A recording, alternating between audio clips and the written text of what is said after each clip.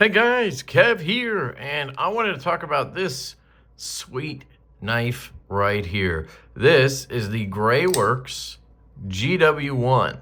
So GreyWorks 1, it's their first knife. It's a USA made knife, and the company GreyWorks is actually the same as the Tolster company, Tolster Holsters, if you guys are aware, from the Pew Pew world.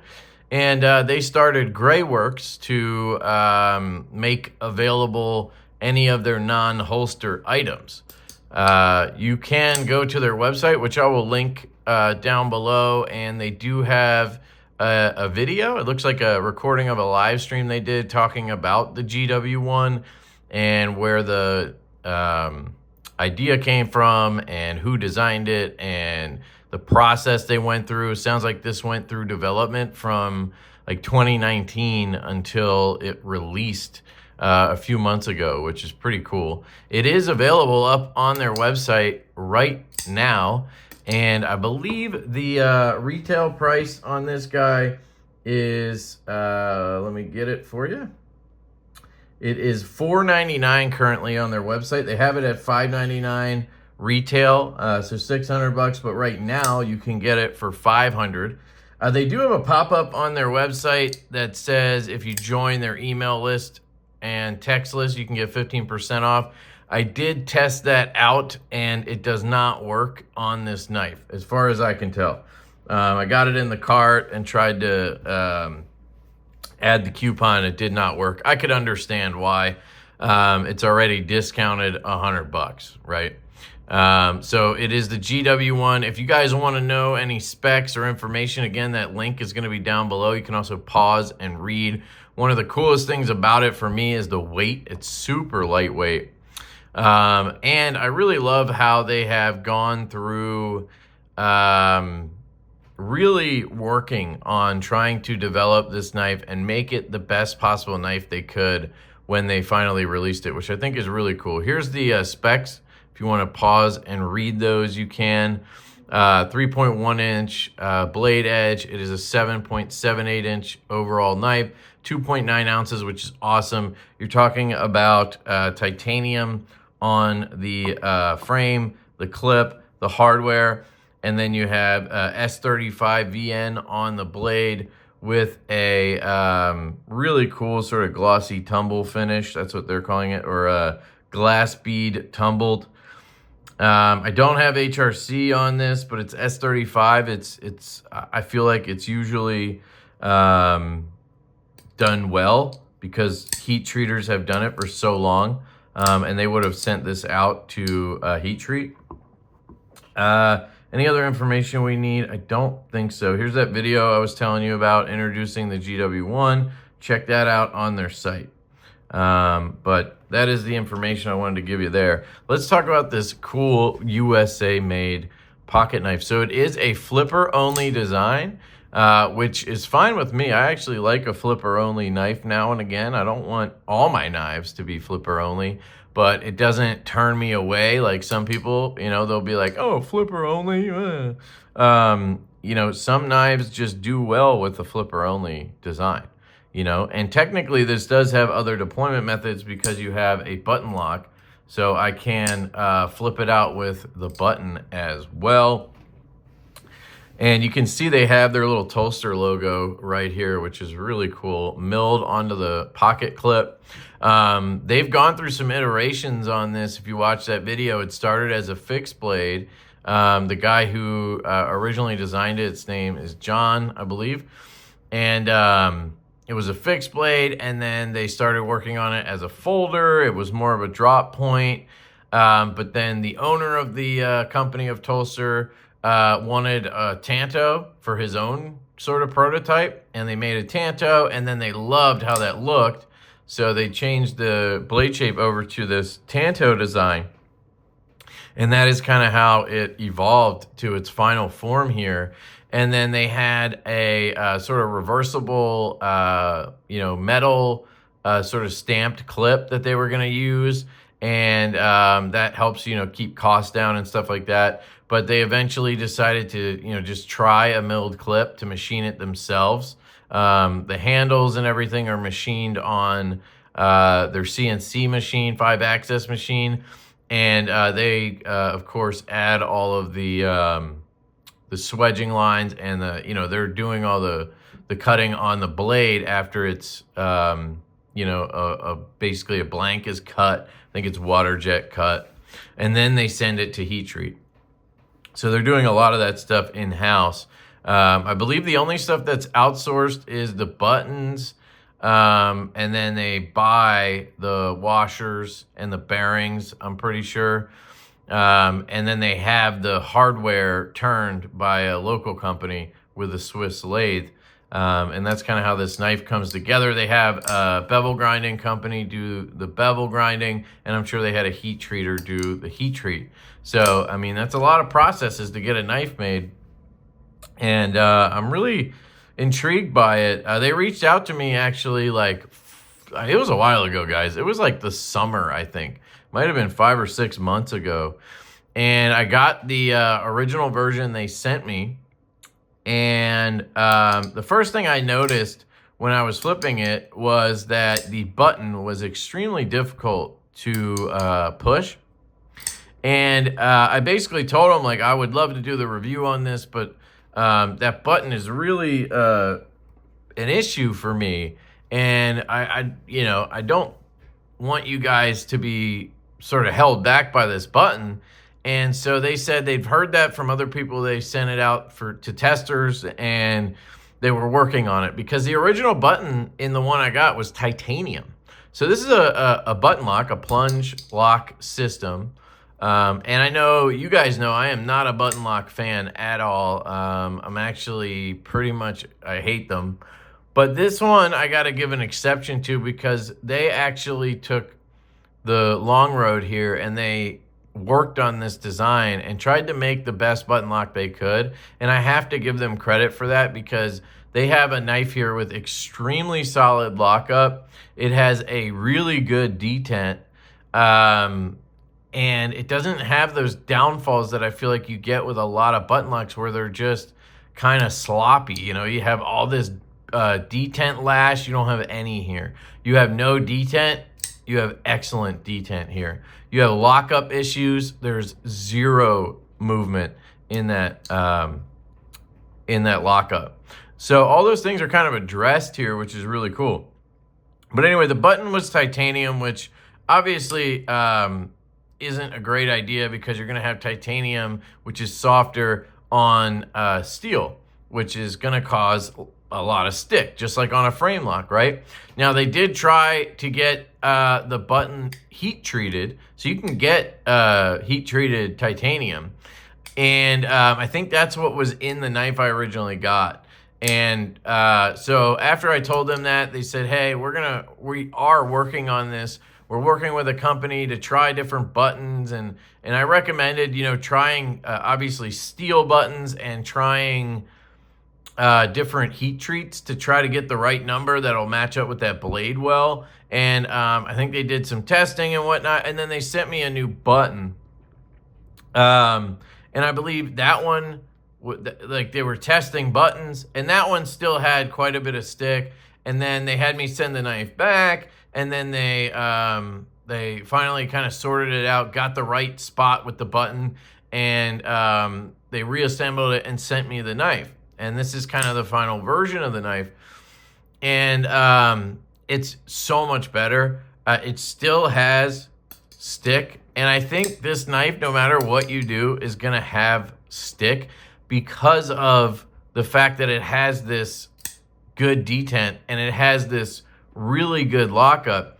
It's just kind of inherent when you have a button lock that if you have good lockup and you have a strong detent, you're gonna have button stick, because that's exactly how those things are happening.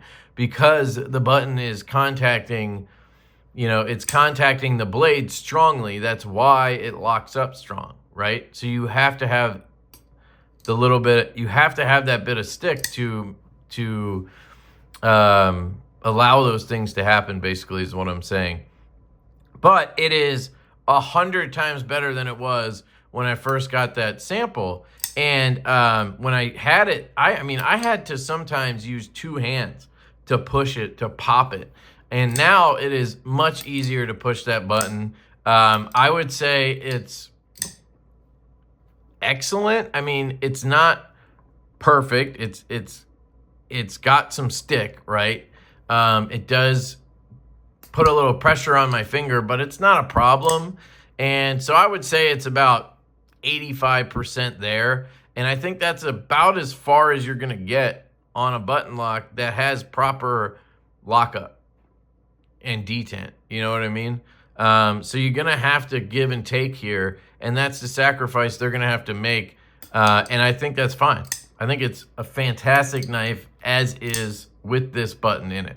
So I just wanted to give you that story because to me, it tells me a lot about this company. They care about making the best product they can. They care about excellence, right? They want to show people that they are dedicated to making their products as good as they can and improving those products as they go. They didn't just finish the product and then ship them out and say, okay, wash our hands of that project. We did it. You know, if people complain about that button, whatever. No, you know, they went out of their way to really work with people, work with the people making the button, working on different heat treats for the button, testing all this stuff.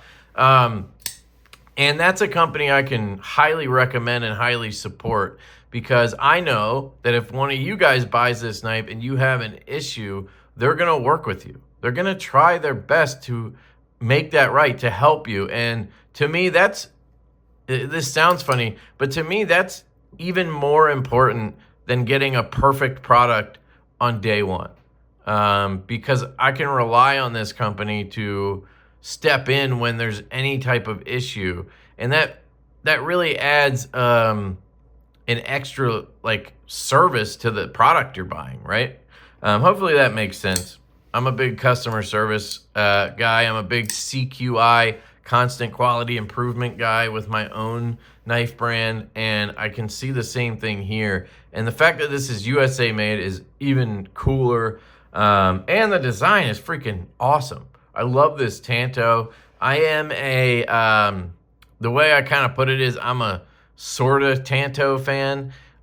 It has to be a good Tanto, if that makes sense. And you never know what's going to be a good Tanto until you see it on the knife with the handle and everything. So I can't tell you I like this type of Tanto or this type of Tanto, or Tanto, whatever you want to call it. But I am a big fan of this one. It's got a really good amount of edge back here, a nice point that is obvious. It's not one of those where it's going to instantly become a drop point, you know. It's got a pretty dedicated point there. You get what I'm trying to say. I'm missing the word that I'm looking for. And then a really nice tip here as well. So you can use this to drop that tip into a package. Just get the tape if you're worried about, you know, the packages that say, do not cut, wait, don't use a knife. You can just drop that tip in there and slice that package, or you can get up here and get really, you know, a bit of penetration there with that tip. You have some really cool swedging going on. I mean, even the way they did the plunge grind looks really cool and geometric. You can tell they spent a lot of time figuring out this design and dialing it in. The fact that they went from sort of just stamped or metal clip that you see a lot on USA made knives, and they evolved that into a beautiful milled clip mounted with just that one screw. Now, it's not reversible like I think the prototype was, but you know what? It's clean. And I don't mind carrying a right-handed knife in my left side or back pocket. That's perfectly fine for me. And this looks beautiful. And if you haven't noticed by now, they have a clean show side. There is no pivot screw over here. So I'll take this knife apart when I'm done rambling about it, and I'll show you guys the inside, and maybe I'll swap the bearings out or something. We'll look at that. I'll show you what's going on the inside, because this thing weighs 2.9 ounces. That's really lightweight. Usually on USA made knives, you get bulk. You get extra weight because they mill flat scales and they don't mill anything out of the scales. And, you know, you can see this is a different type of company. They are shooting for quality. And that really means a lot to me. You know, the fact that this weighs almost nothing in hand, yet it is grade 5 titanium and it's almost 8 inches is incredible. You know, that kind of tells you a lot about the other USA made knives that you get sometimes when those weigh 5 or 6 ounces, you know. But yeah, so you have a really good detail. I mean, you can see this flipper tab has plenty of, you know, material on it for you to grab. And it still has a nice, snappy deployment.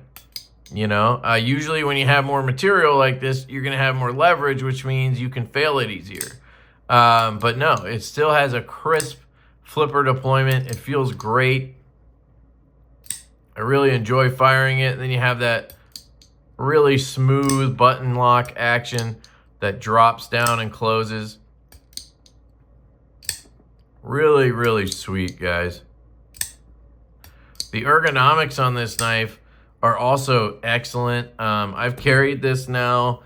It's taken me probably 2 months since I got this final version back to post this video. First, I was waiting to see if they, you know, wanted me to put a video out, if they were, you know, still had them available or whatever. And then it just, you know, time got away from me. But I've carried this quite a bit in that time because I really enjoy this knife. This is a fantastic piece. And the ergonomics are really good. You have a good choil up here for your index finger, and then a nice spot down here for the rest of your fingers. And if you have a large hand, you can always kind of rest your pinky down here if you want, but I can fit it all in to that handle right there. And it feels excellent. No jimping up here, but it really not necessary. I've done quite a bit of cutting with this, cardboard cutting, and the S35VN has held up extremely well. I haven't had any issues with corrosion resistance because I really like S35 when it comes to their corrosion resistance. Especially with a tumble like this, it's going to be really good for that. And you can have confidence in this knife with that button having a little bit of that stick, because it's not going to just close on you, right? You have to mean it when you close this knife. You do have a little bit of a choil here now. It is usable, but I'm grabbing onto that the back of this flipper tab. It's not the most comfortable. I'm kind of right up on that blade edge, so I don't really ever use that as a finger choil. But so this is how I would hold the knife left-handed. I'm not right-handed, but this is how you would hold it right-handed. Your finger is not like pressing on the button at any time. It's in a good location there. And again, it just looks so clean with the no hardware on the show side there. The clip works excellent. In and out of pocket, no problem. Tension is excellent.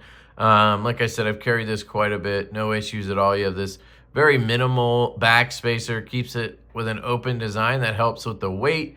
Helps easily be able to, you know, blow on it like a harmonica and clean it out. Centering is dead nuts on this.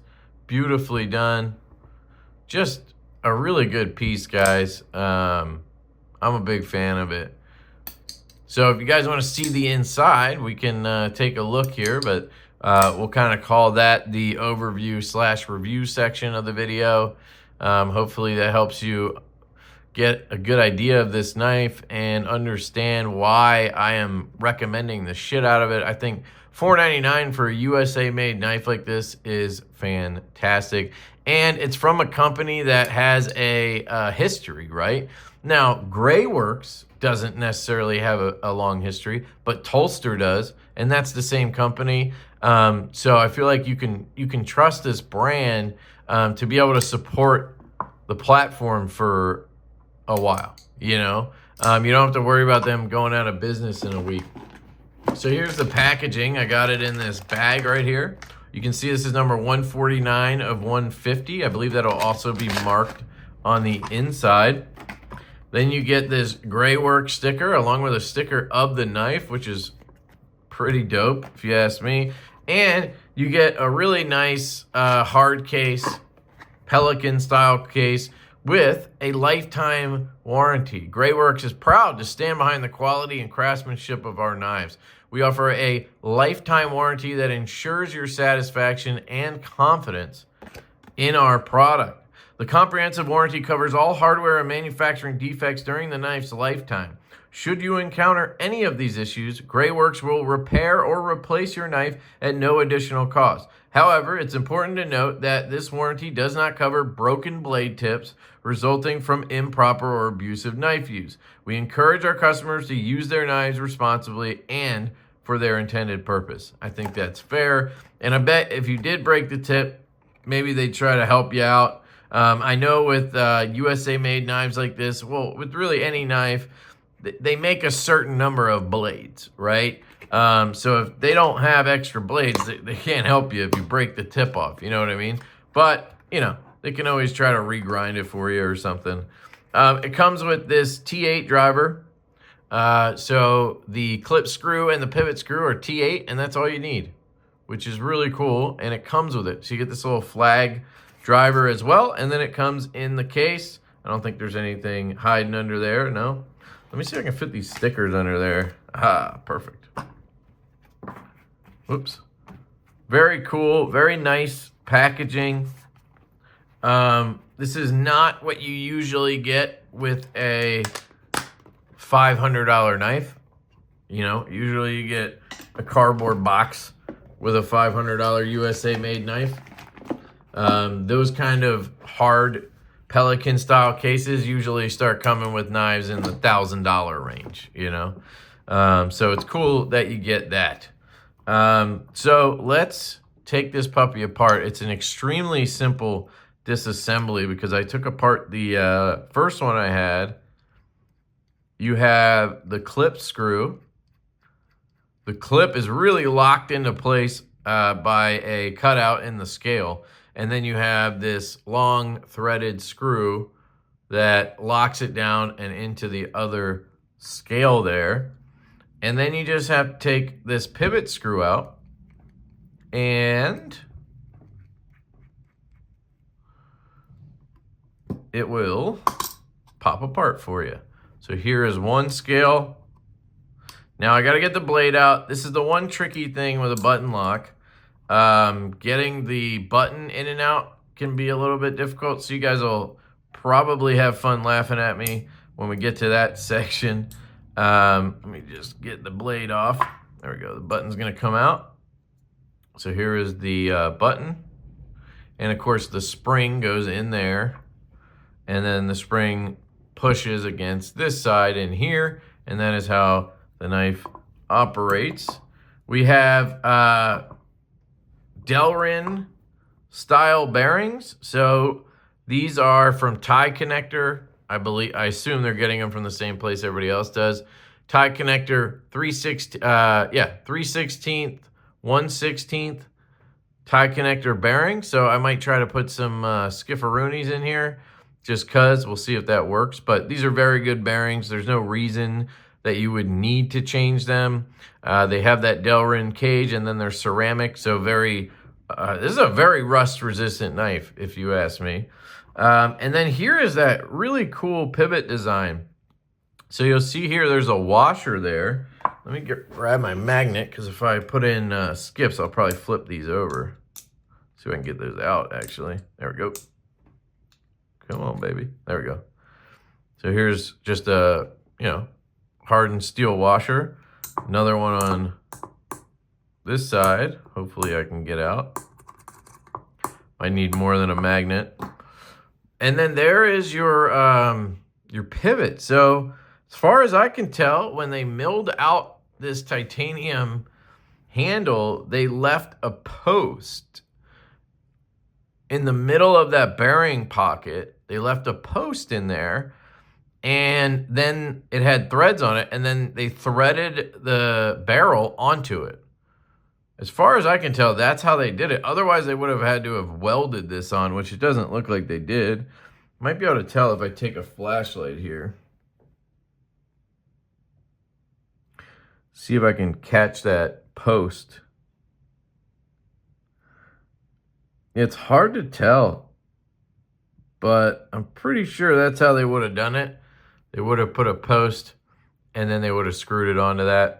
I'm not gonna, yeah, I can't loosen it with my finger strength. But anyway, they mounted that, which is really cool. And then you can see they kind of have like a dual D shape going on the other end of the barrel. And I assume this side would have some kind of D shape. Although I guess it wouldn't need it, right? Because this side would be fixed. So I don't know. Anyway, look at the milling in here. I mean, I don't know if I've seen deeper milling on a knife like this. Look at that. Look how deep that is, guys. That's like, here's the screw for the clip. Look at that. I could probably stack both bearings in there. Look at that, dude. That's incredible. You could stash some shit in there. Well, I guess you couldn't because it would fall out, but you get my point. It's really cool. Did I lose a pin? Oh, no, that's the clip screw goes through there. So the clip screw goes through the clip, and then through the scale, and then through the backspacer, and then there's threads in here that lock it in place. Very cool, dude. Look at that milling. It's freaking insane. One ginormous pocket. Really cool. Stop pin goes up here, obviously. And you have a knife. Here's the blade, if you want to see the blade. They do have markings on it, but you can only see it at certain positions. So this one says S35EN, and this one says USA. And then, of course, you have the GreyWorks logo. But when you have the knife out, you can only see the markings when you have it like here. You can see S35EN, and then down here you can see USA. It's pretty cool. Keeps it really minimal, which is something I really appreciate. Let me grab a cloth here and some alcohol, and we can clean up everything, and then we'll see about getting some skiffs in here, and then get you guys out of here. If you guys are looking for skiff bearings at all, you can head over to skiffworkshop.com and pick those up. Use my code LeftyEDC. That'll get you 10% off at skiffworkshop.com. Here's what we should need: 3/16, 1/16. Now, if you were feeling frisky, you could also use washers. I think I have them. I don't want to use them, but someone might. I know Skiff makes them, pretty sure. They are 3/16, 1/16 thick washers.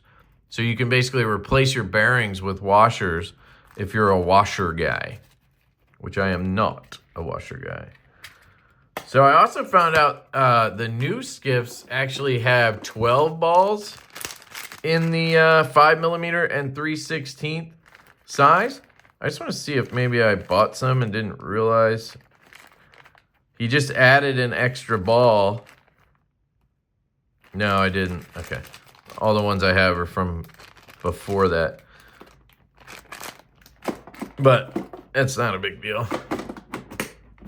Okay. So let's clean everything up here. I need to get this washer out of there. Really like to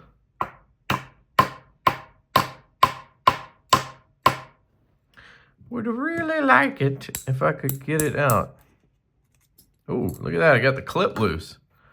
I was wondering if I could see that. Oh, there's an extra pin in there. Look at that. Man. They have a little, not a locator pin, a stabilizer pin. Man, that is really tight in there, and that's awesome. That's freaking cool, man. Look at that. That clip ain't going anywhere once you screw it down. Dude. Sick. All right, I just need a pick. Come on now.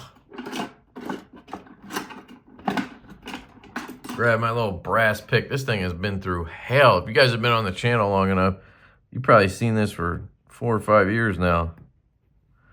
Come on, dude. I know you want to come out of there. I really don't want to flip the washers without, or I really don't want to change the bearings without flipping the washers. There's no way that that's not a steel bearing. Steel, I guess it is. Okay, let's see if I can get behind it, maybe. There's a lot of gunk in the pivot area there. We'll clean out. But, come on. Dude, they really got that sucker in there. Gotta be able to get something in there.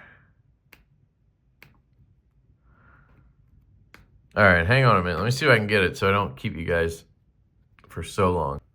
All right, I got it. Shout out to iPhone's new pause feature when you're recording. Now you can pause the video instead of having to start a whole new one, which sucks because then I have to edit.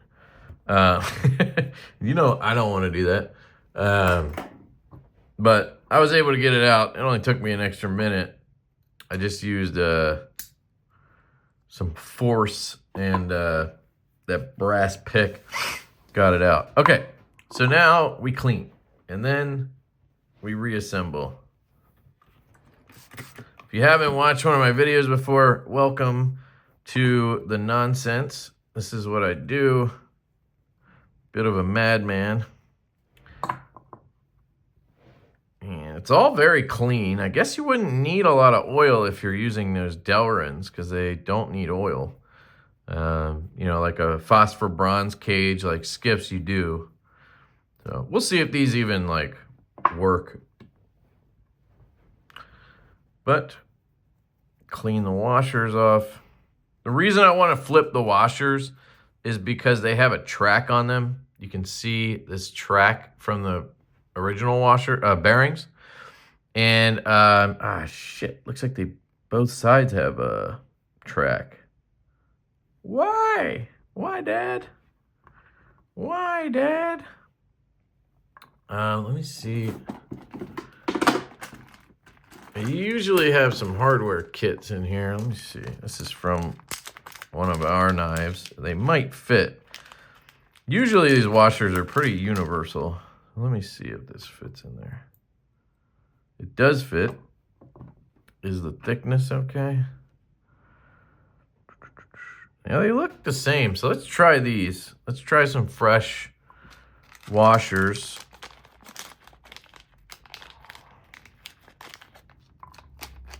Technically, I'm disgracing this knife with Chinese-made parts, but who knows? Maybe they buy them from the U.S. All right.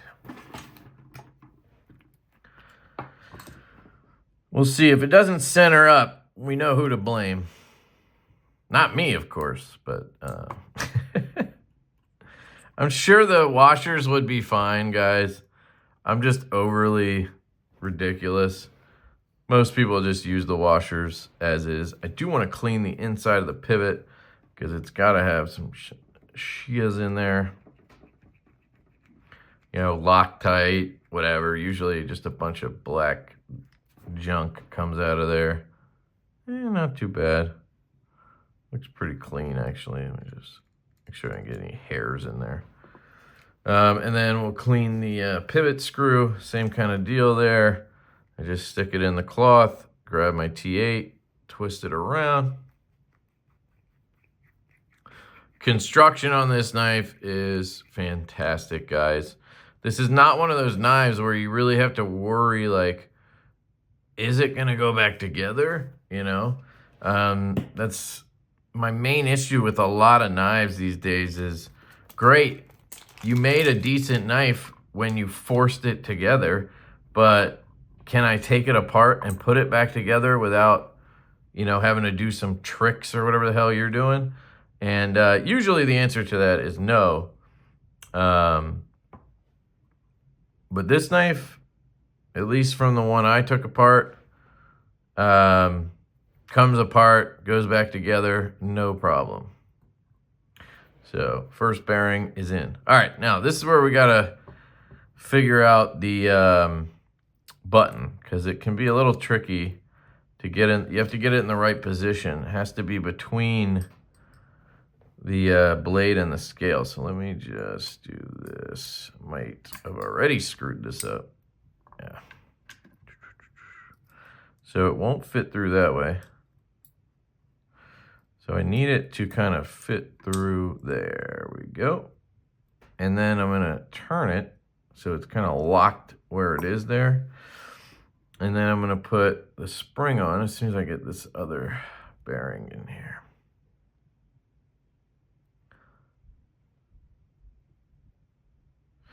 Now the cool thing is the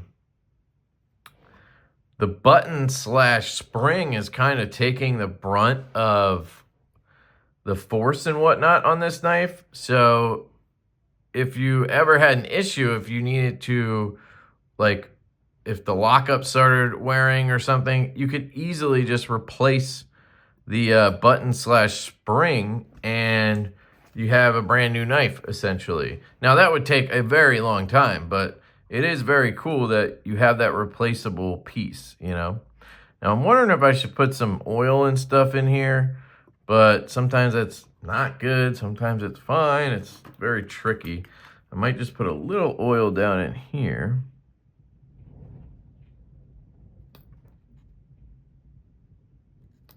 Where that spring goes. Oops, that's not what I meant to do. I meant to put just a little bit down there, but I think we're good. Let's just start with this. All right. So now, easy peasy, lemon squeezy. We should just pop it together, honestly. You just got to make sure that spring goes in that hole for the spring. And that's about all you got to worry about, I think. Everything else literally should just pop in place. Drop in our screw here. Drop in our pivot screw here. If you guys know me, there's a Loctite step coming later, don't worry. But we're gonna start here. The tooling on these screws is fantastic, by the way. Try to show you here. Deep. Like, the tool really sits into the tooling. Sorry, I'm focused. All right, blades going together. Just make it tight enough. Same here. Again, fantastic tooling on this screw. The machining on this knife is quality. It's worth every penny that they're asking for. All right, let's see if we have a knife that functions first. We are, looks like we're still centered. Cool.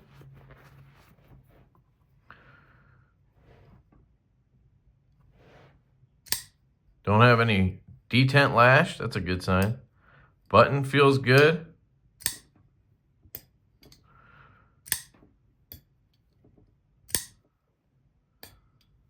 Oh yeah. That button usually is a little bit stickier when I first put it together, and then it kind of wears in because you probably had kind of shifted it a little bit, but that's not an issue. Feels great. Look at that. The action feels very smooth, very crisp.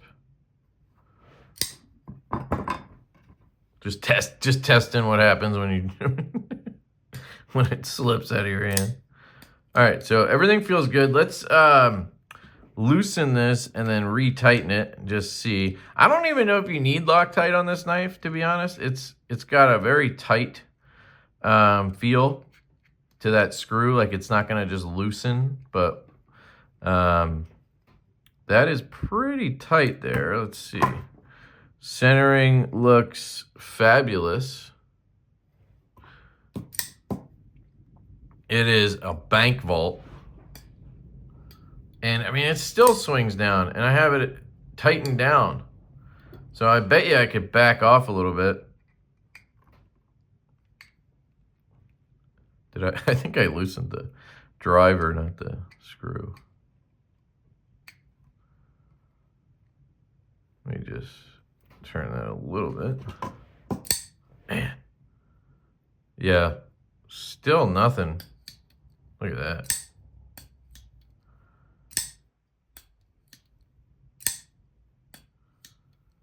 Excellent. All right, so let's do the old super glue that a lot of you guys are gonna shudder at right now.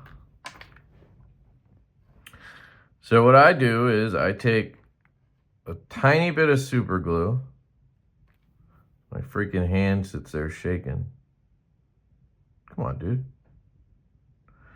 Tiny bit like that. And then I just kind of roll the little spider web of glue that comes off.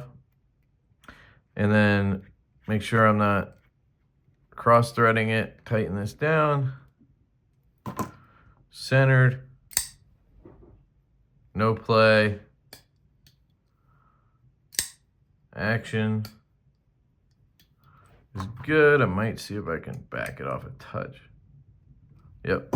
Was able to turn it just a touch back before that glue set. And there we go. Feels great. No play at all. No rock at all. Push the button. Swings down. Just give it a few dozen flicks, and that button's going to soften up a little bit as well. So what happens, just a final note here, what happens when you take a button lock apart like this is the button is wearing in one spot, right? So I do this, it locks up, and that button is connecting to that blade, contacting that blade right there. And the more I open and close this knife, the more that piece right there where it's contacting is wearing. Right? And so it's slowly gonna start to feel a little bit softer as I push, right? And that's essentially what you would call break-in on a button. Well, every time you take the knife apart, you are putting this back in a different spot. Usually, obviously, it's all luck. So this could now be rotated 30 degrees or, 180 degree, whatever, right? And so now a different spot is contacting the blade, and now that spot has to kind of wear. And it just takes a little bit of time, and then it'll be worn in just like the other piece was, or the other side was. So sometimes you just gotta, play with the knife a little bit, and then you're good to go. But anyway, it feels fantastic, dead centered. We got skiffs in there now. There's no lash. It feels better than it did before I took it apart, and that doesn't always happen. And I do think the skiffs, maybe it's just it could just be the fresh washers that don't have a certain track. These washers look a little bit beat up. That could have been it, but it's super smooth now. I don't feel the bearings rolling at all. Like it's extremely smooth. So there it is, guys. That is the GreyWorks GW1. And big shout out to the GreyWorks team. Big shout out to the guys at Tulster for putting this knife together. I love that they are making knives here in the US, and it's just a really cool thing to see. And I'm very grateful that they gave me the opportunity to check one out before, during, after the release, and that they work so hard on dialing things in. It just means a lot. This is a great knife, guys. So highly recommend it. I'll link it down below. I don't have an affiliate link or anything. They did give me the knife, so there's that. I always like to be upfront about that with you guys. But this is definitely worth the $500 they're asking for. It's worth the $600, the retail price is. And just, you know, play with it. Let that button break in a little bit. And I think you guys are going to be extremely happy with this knife. So that's it. GW1. Love you guys. Hope you have a fantastic day. And I will catch you later.